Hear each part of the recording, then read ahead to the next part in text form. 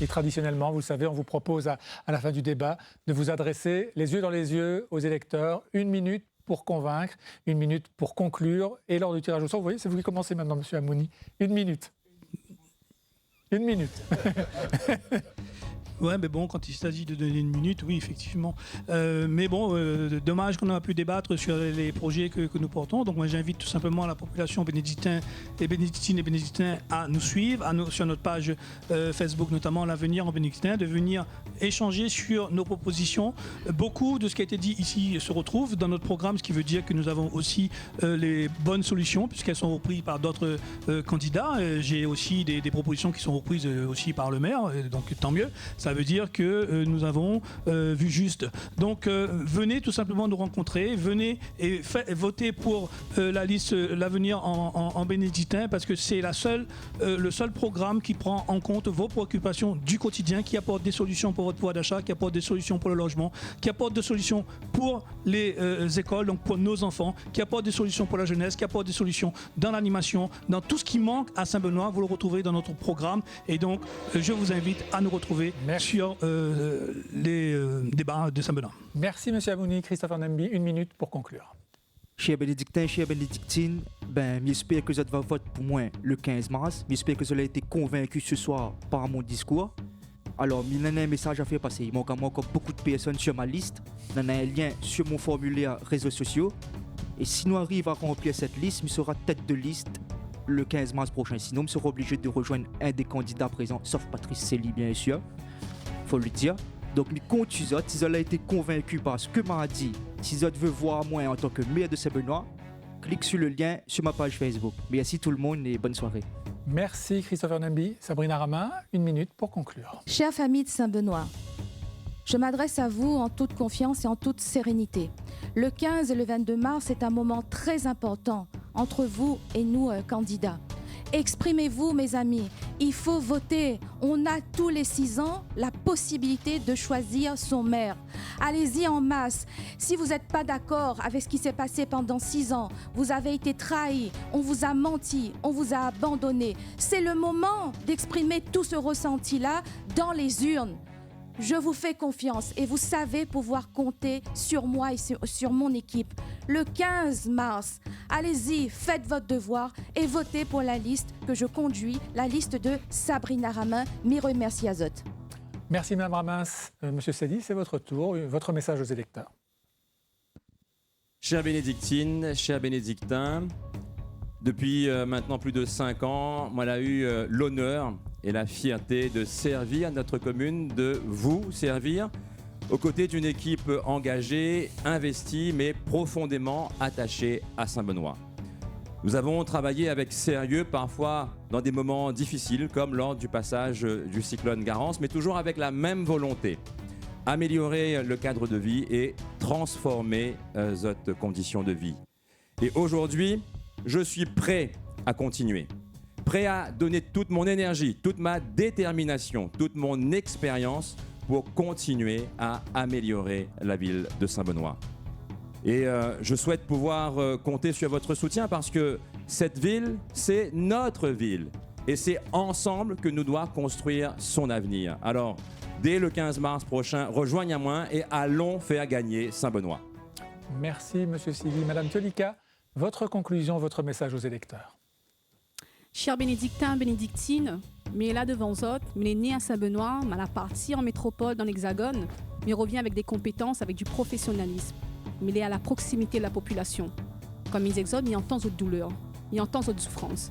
Mais là, pas pour les charbres, mais là avec un cœur humain, mais là pour des exodes, habitants, riverains, bénédictins, bénédictines, allons donne la force, allons changer Saint-Benoît, allons améliorer ça. Petit connais, mais travaille avec la protection de l'enfance.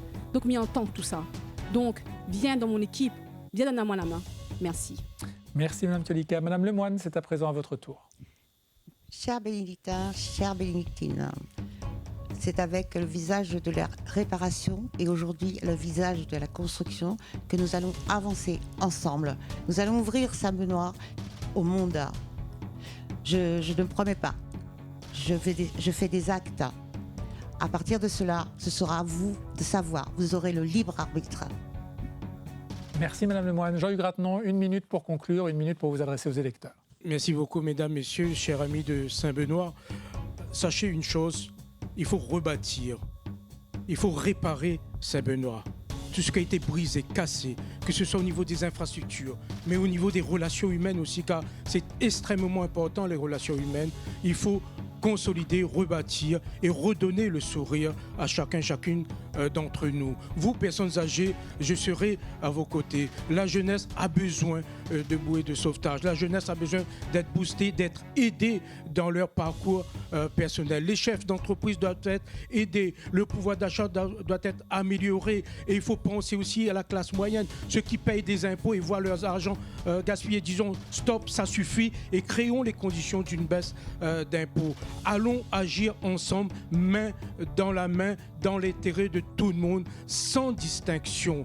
Et il faut dire stop au gaspillage de l'argent public, stop à ce climat de corruption qui agit sur Saint-Benoît.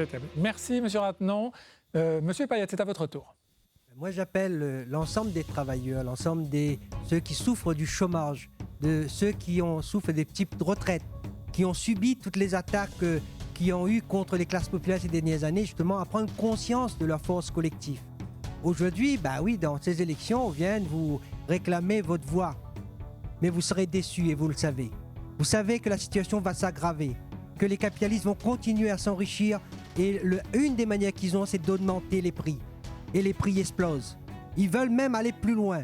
Ils sont prêts même pour conquérir des marchés à l'extérieur, d'envoyer nos enfants à la guerre. Eh bien, c'est en ce moment qu'il faut qu'on réfléchisse. C'est en ce moment qu'il faut qu'on se réunisse pour pouvoir dire non. Parce que ça sera trop tard, plus tard. Eh bien, dans ce sens-là, il faut que les travailleurs, justement, s'unissent. Arrêtent de se regarder en chaîne faïence. Les plus pauvres ne doivent pas se battre entre eux. Ils doivent s'unir pour pouvoir lutter contre cette société injuste qui crée des inégalités et qui ne donne pas d'avenir à nos enfants. Merci Jean-Yves Payette. Patrick Dallot, votre message aux électeurs.